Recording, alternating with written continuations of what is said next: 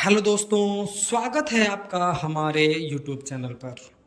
दोस्तों, आपको जो ये वीडियो दिखाया जा रहा है ये आजकल इंटरनेट पे काफ़ी ज़्यादा वायरल है। और इस वीडियो में आप देख सकते हैं कि अभी एक कंस्ट्रक्शन का काम चल रहा है जिसमें ग्राउंड फ्लोर बना दिया गया है। फर्स्ट फ्लोर का काम जो है स्लैब की कास्टिंग हो चुकी है और उसके ऊपर पैरापेट का काम चल रहा था। पर जैसा ही वीडियो को आप आगे देखेंगे आपको समझ में आएगा कि ये जो वीडियो है, ये जो मकान है जो इस वीडियो में दिख रहा है, ये मकान, ये बिल्डिंग कोलैप्स कर जा रही है और एक तरफ अपनी दाहिने तरफ ये मकान पूरी तरीके से गिर जा रही है। तो आज के इस वीडियो में हम समझेंगे कि आखिर में ऐसी क्या मिस्टेक हुई जिसकी वजह से ये परिणाम भुगतना पड़ा। क्योंकि आपके मन में जरूर आया होगा कि अरे ऐसा क्या हो गया ये बिल्डिंग बनाते समय, ये घर बनाते समय कि इतना बड़ा हादसा हो गया। तो आज का जो ये वीडियो है, इस वीडियो में मैं अपना पॉइंट ऑफ व्यू रखूंगा और समझाने की कोशिश करूंगा कि इसमें ऐसी क्या मिस्टेक करी गई जो आपको तो नहीं करना चाहिए अगर आप इन तरीके के हादसों से बचना चाहते हैं। तो सबसे पहले तो आप, जैसे कि मैं इस वीडियो में दिखा रहा हूं, आप देख भी सकते हैं कि जो प्लाट का दाहिना हिस्सा है, यानी कि जिस साइड पर ये बिल्डिंग गिर रही है, जिस साइड पर, वहां का प्लॉट आपको काफी ज्यादा डाउन दिख रहा है। और जहां पर ये कंस्ट्रक्शन हुआ है ये रोड लेवल के 2 फीट तक ऊंचाई तक दिख रहा है। यानी कि जिधर मकान गिरा उधर की तरफ मिट्टी ही नहीं थी। तो इसका ये परिणाम हो सकता है कि फाउंडेशन की जो नीचे की मिट्टी है, या तो पहले बिल्डिंग बन गई हो फिर जो बगल की मिट्टी हटाई गई हो जिसकी वजह से फाउंडेशन कमजोर पड़ा हो और अपने दाहिने तरफ गिर गया हो। क्योंकि जो हमारा स्ट्रक्चर होता है वो स्ट्रक्चर का लोड भले हमारा बीम और कॉलम लेता है पर वो मिट्टी में ही ट्रांसफर करता है। तो अगर फाउंडेशन के नीचे से मिट्टी हट जाएगी या उसके बगल की मिट्टी हट जाएगी तो मकान का लोड है, बिल्डिंग का लोड जो है वो एक दूसरी तरफ शिफ्ट होगा और जिसकी वजह से मकान गिर सकती है। तो यहां पर एक ये पॉसिबिलिटी बन रही है। पर अगर वीडियो को जूम करके देखा जाए तो काफी ज्यादा एरिया में ऐसा लग रहा है कि प्लॉट डाउन है। तो इससे एक चीज ये भी समझ में आ रहा है कि ये जो बिल्डिंग बनाई गई है, ये बिल्डिंग पे यहां पर मिट्टी भर करके बनाई गई है। यानी कि जब ये ऑनर जब ये प्लॉट को लिया होगा तो ये मिट्टी का लेवल वो रहा होगा जो आप देख रहे हैं कि मिट्टी का लेवल अभी डाउन है। जिधर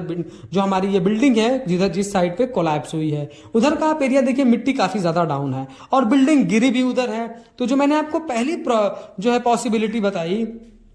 कि अगर आप कोई मकान बनवा रहे हैं, कोई कंस्ट्रक्शन कर रहे हैं और कंस्ट्रक्शन के बगल की सारी मिट्टी हटा देंगे तो फाउंडेशन के नीचे से मिट्टी हटेगी तो बिल्डिंग उसी दिशा में, उसी डायरेक्शन में कोलैप्स कर जाएगी। लेकिन यहां पर क्या दिख रहा है कि काफी ज्यादा एरिया में मिट्टी नहीं है। यानी एक पॉसिबिलिटी ये हो सकती है, बिल्डिंग बनाने के लिए प्लॉट लिया गया होगा तो उसी समय पे जो बिल्डिंग का जो हमारा ये प्लॉट लेवल होगा ये ज्यादा काफी ज्यादा डाउन होगा। फिर सजेशन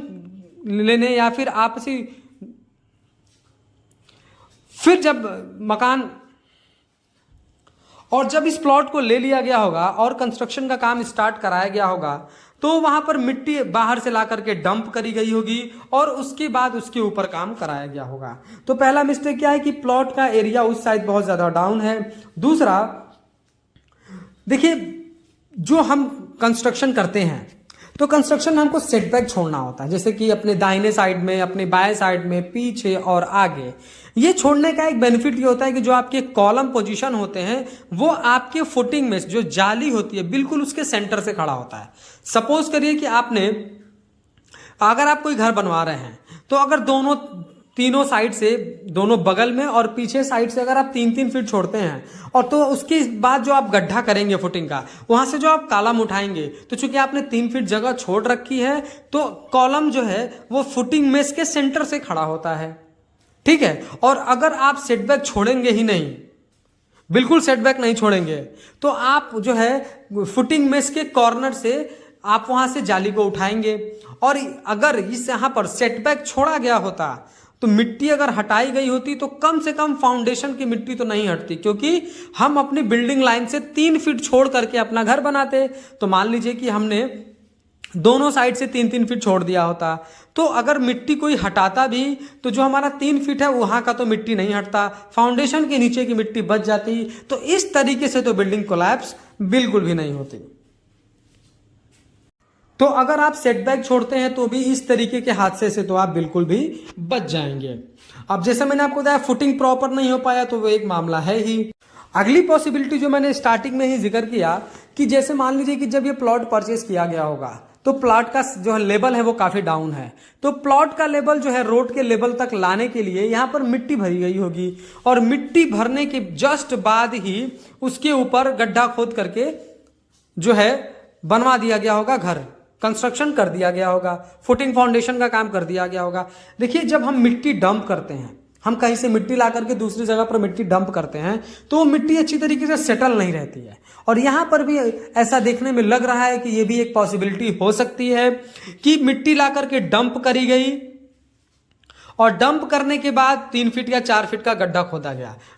वीडियो में देखने से मालूम चल रहा है कि बगल का प्लॉट लगभग 5 से 6 फीट डीप है और यहां पर 3 फीट प्लिंथ 2 फीट उठाया भी गया है, यानी कि 5 फीट 6 फीट मिट्टी की भराई करी गई, फिर 3 फीट 2 फीट का गड्ढा खोद करके यहां पर फाउंडेशन कर दिया गया होगा। जो मिट्टी नई नई डंप करी गई होगी लेवल को मेंटेन करने के लिए, वो मिट्टी अच्छी तरीके से कॉम्पैक्ट नहीं हुई होगी, और जब हमारा कंस्ट्रक्शन कर दिया गया, बिल्डिंग का लोड आया, तो आप वीडियो में देख सकते हैं कि राइट साइड पर ऑलरेडी कुछ मकानें बन चुकी हैं। इसका मतलब यह है कि राइट साइड की मिट्टी कॉम्पैक्ट है और कुछ सपोर्ट भी मिल रहा है, लेकिन लेफ्ट साइड में जो जिधर बिल्डिंग कोलैप्स हुई है उधर आप देख सकते हैं कि बिल्कुल भी कोई कंस्ट्रक्शन नहीं है, मिट्टी का उधर जो है सेग्रीगेशन भी हुआ होगा, उसकी वजह से हो सकता है कि ये उस साइड में सारा का सारा कोलैप्स कर गया हो। तो अब यहां पर क्या समझ में आता है कि जब भी आप कोई कंस्ट्रक्शन करें और उसमें आप लेवल को मेंटेन करने के लिए,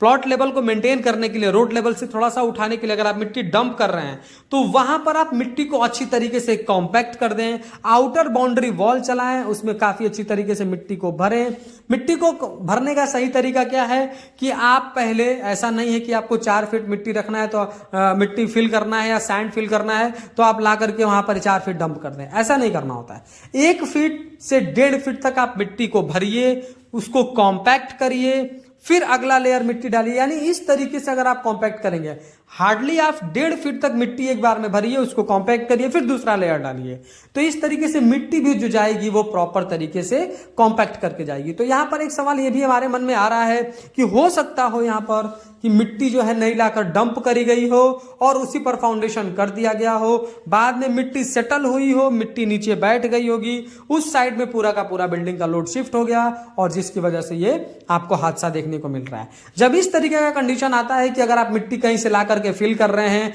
प्लॉट एरिया आपने जो लिया वो 5 फीट डाउन है, आपको प्लिंथ लेवल सड़क से 2 फीट उठाकर करना, यानी 7 फीट हो गया, तो इस कंडीशन में या तो जो आपका नेचुरल लेवल था वहां से ही आप फाउंडेशन करके लाएं या फिर आप पाइलिंग कर लें। अगर आप पाइलिंग कर लेंगे तो इस तरीके के हादसे तो बिल्कुल भी आपको देखने को नहीं मिलेंगे।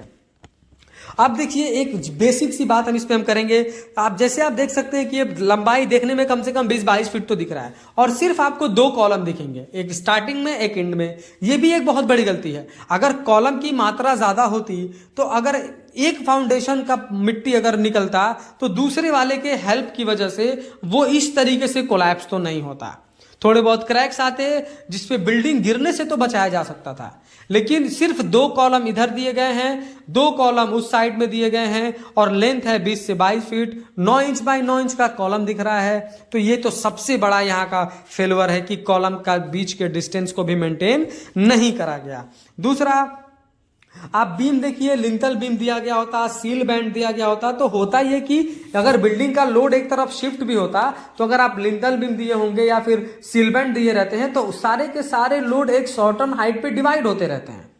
तो इससे एक तरफ इतना ज्यादा लोड नहीं आता है। तो ये सारे कुछ चीजें हैं जिसकी वजह से बिल्डिंग कोलैप्स करी। ये मेरा ऑब्जर्वेशन था और ये मेरा पॉइंट ऑफ व्यू था। अगर आपको वीडियो पसंद आया हो तो प्लीज वीडियो को लाइक कर दें, और अगर चैनल पर नए हैं, कंस्ट्रक्शन से रिलेटेड ऐसे ही इंफॉर्मेटिव वीडियोज इन फ्यूचर देखना चाहते हैं तो प्लीज चैनल को सब्सक्राइब करके बेल नोटिफिकेशन को ऑल पर प्रेस कर दें। Thank you.